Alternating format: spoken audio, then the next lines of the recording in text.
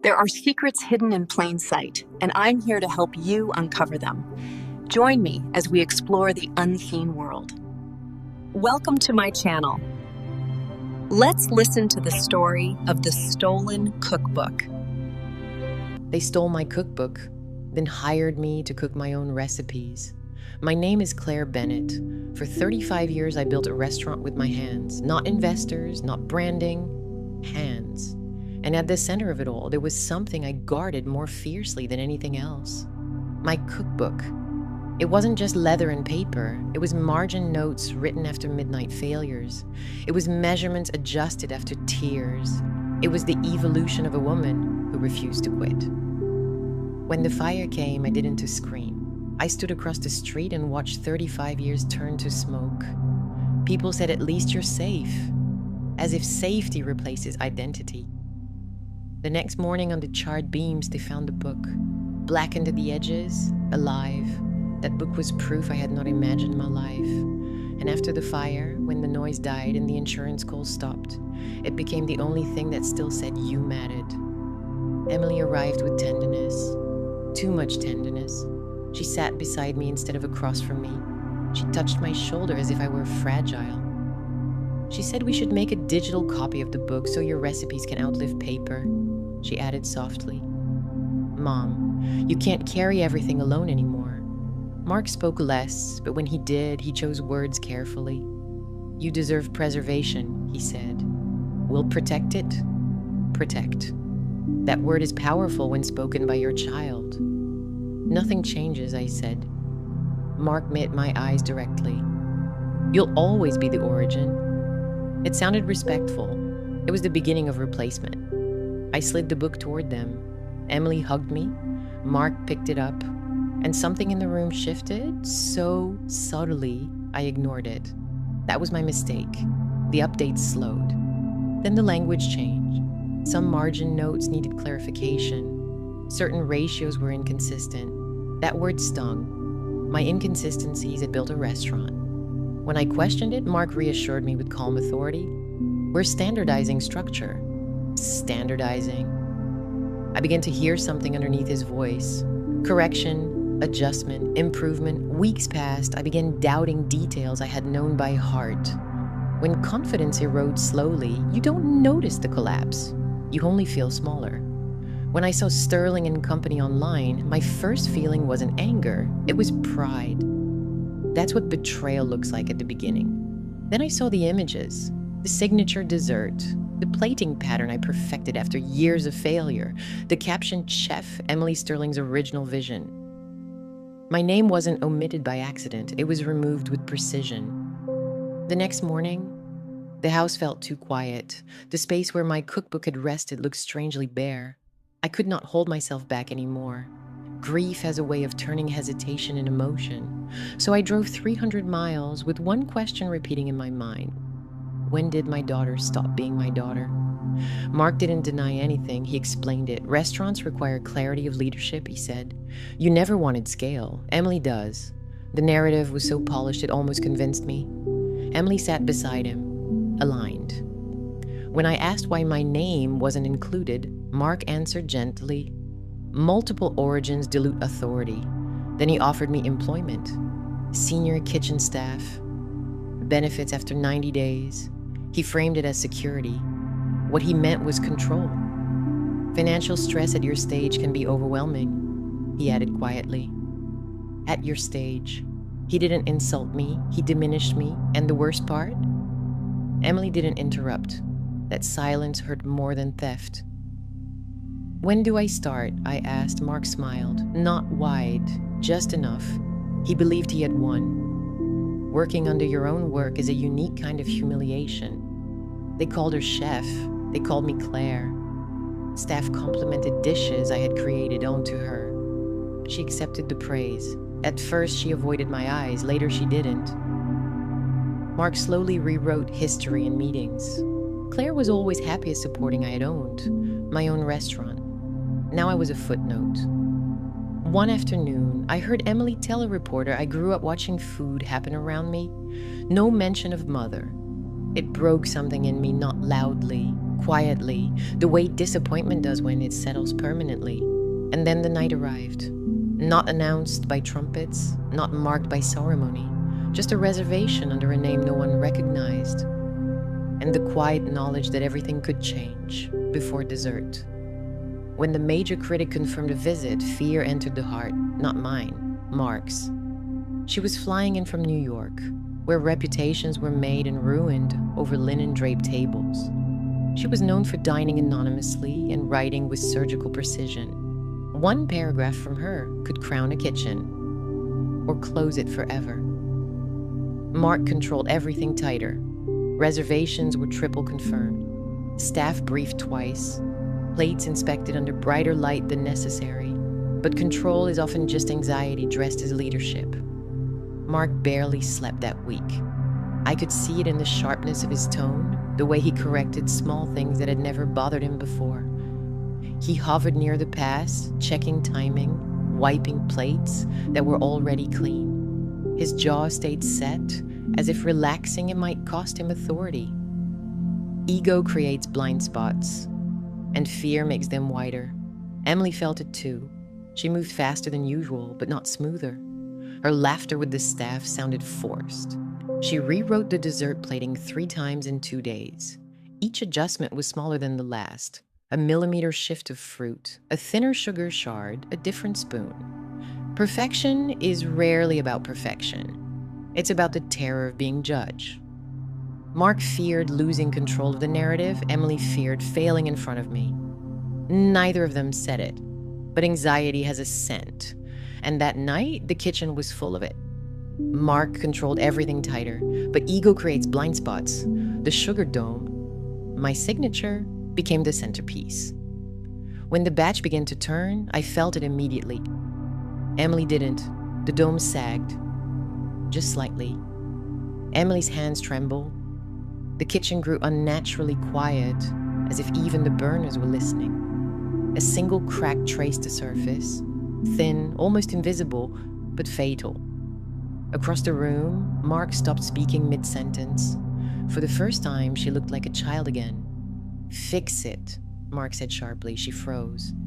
Because she didn't know how, and that was the truth beneath everything. She had inherited ambition, not mastery. The critic was waiting. Mark's control cracked. For 1 second, he looked afraid. Not of failure, of exposure. I stepped forward, not angrily, calmly. Lower the heat. No one argued, because everyone knew. In that moment, authority returned to its source, not claimed, not announced, simply recognized. And the kitchen exhaled as if it had been waiting for me to speak. The critic tasted the dessert. She didn't rush it. She let the spoon rest on her tongue, as if she were listening for something beneath the sweetness. The dining room held its breath. Then she came to the kitchen, not dramatically, not angrily, calm, curious. She didn't compliment presentation. She didn't mention texture. She didn't speak about balance. She asked one question: "Who taught you?" It wasn't casual. It wasn't small talk.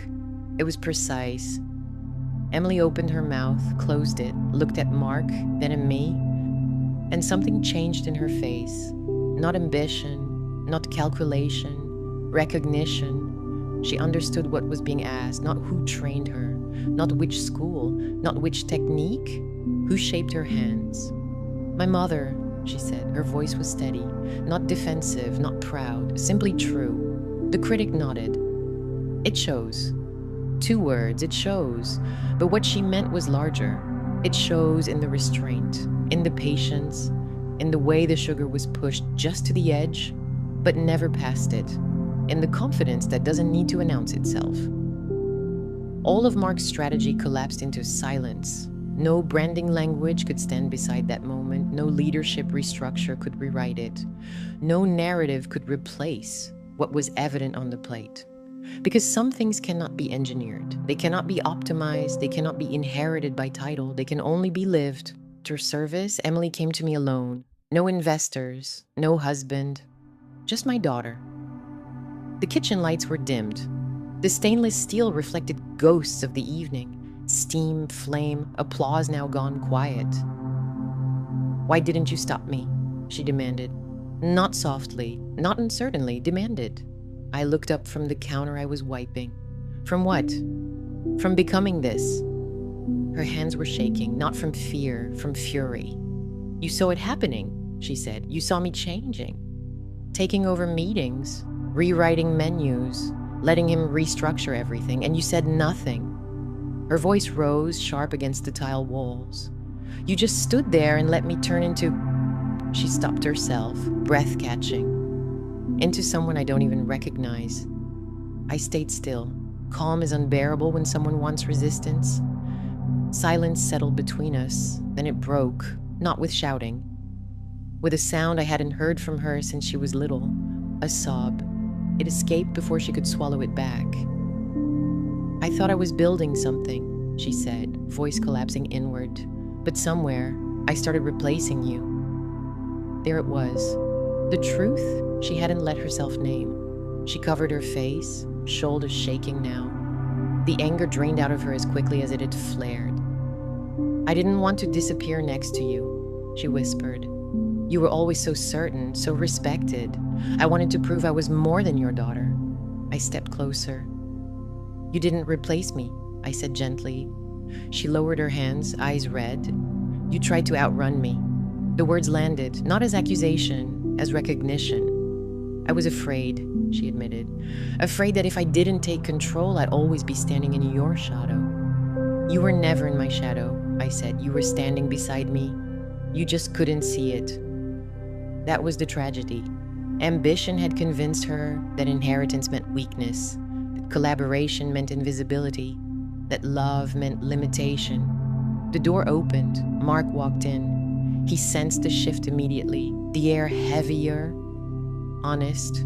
You built this, he reminded her carefully, as if restoring order. Emily looked at him, then at me. Something in her hardened, not with anger this time, but with clarity. No, she said quietly, we did. Not him, not alone, we. It was the first time she corrected him publicly, and when she looked back at me, there was no fury left, only guilt, and something deeper, acceptance. Power shifted again, but this time it settled where it belonged. The press release changed. It said, founded on the original culinary work of Claire Bennett. My name stood there, not large, not embellished, but undeniable.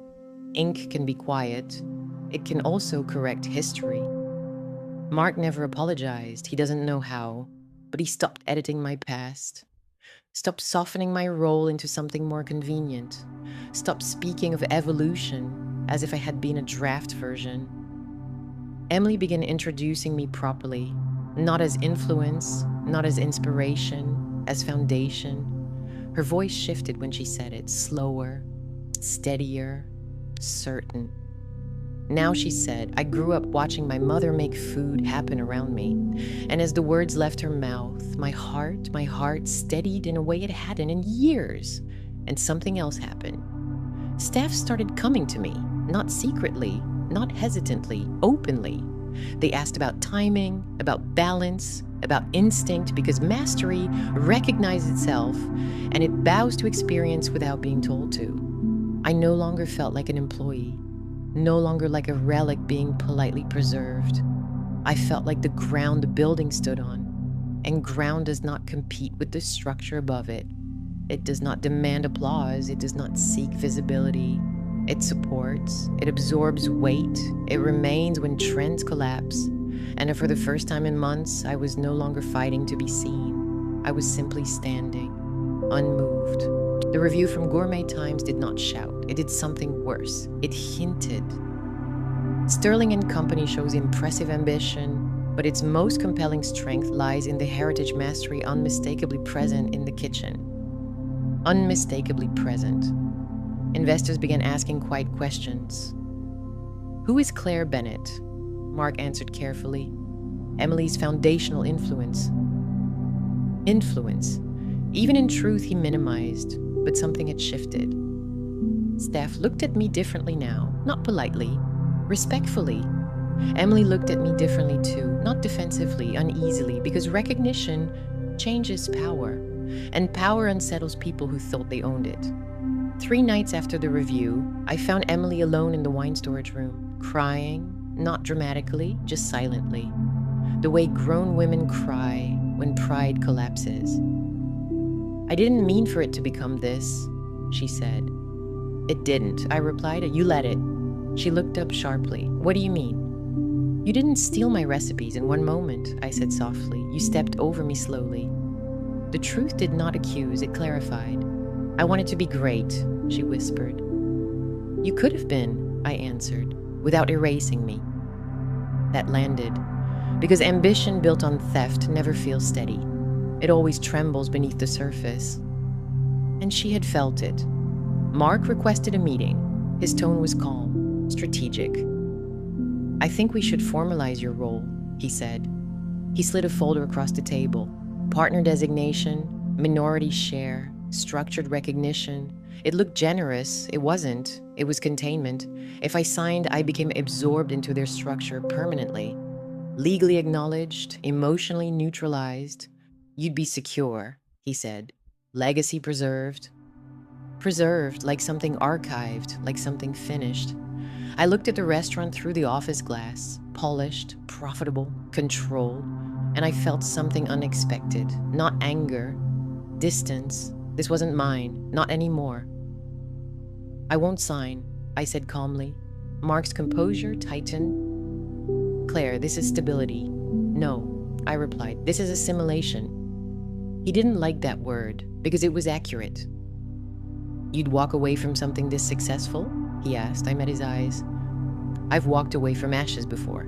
He had no answer for that. That night, I packed my knives, not in anger, in clarity. Emily found me at my station. "You're leaving," she said. "Yes." She looked panicked. "You can't. This place needs you." "No," I corrected gently. "You needed me." She swallowed. "What am I supposed to do without you?" The question was raw, honest. "You build something that's yours," I said, "without stealing, without hiding." Tears slipped down her face. I was afraid I'd never be as good. "You don't have to be me," I said. "You have to be yourself." For the first time, she hugged me not as protection, not as strategy, as a daughter, and this time I did not feel diminished. I felt complete. I did not return to my old city. Too many ghosts. Instead, I rented a small corner space in a quiet coastal town. Peeling paint, secondhand ovens, 3 mismatched tables. It reminded me of my beginning. I named it simply Bennett. No embellishment, just my name. Opening night, only 12 seats were filled. No influencers, no investors, just locals curious about the older woman reopening at 63. My hands trembled slightly when I plated the first dessert. Not from fear, from aliveness. When the first guest tasted it, she closed her eyes, then smiled. No press, no spectacle, just recognition. The pure kind, word spread slowly, not through marketing, through memory. People drove from nearby towns, then cities. A familiar article appeared months later, this time about me. Chef Claire Bennett returns with undeniable mastery. Returns, not resurrected by someone else. Returned by choice. One afternoon, the bell above the door chimed. Emily walked in, alone, no Mark, no press. She looked around at the small dining room. "It's beautiful," she said. "It's honest," I replied. She sat at table 3. I served her myself. She tasted the dessert in silence. Then she laughed softly. "You never needed scale," she said.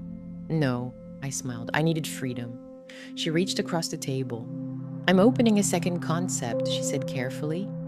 "My own this time. Different cuisine, different style. And I wanted to ask your advice. Not your permission. Advice, that was growth. Mark never came. But months later, I received a letter. Short, direct.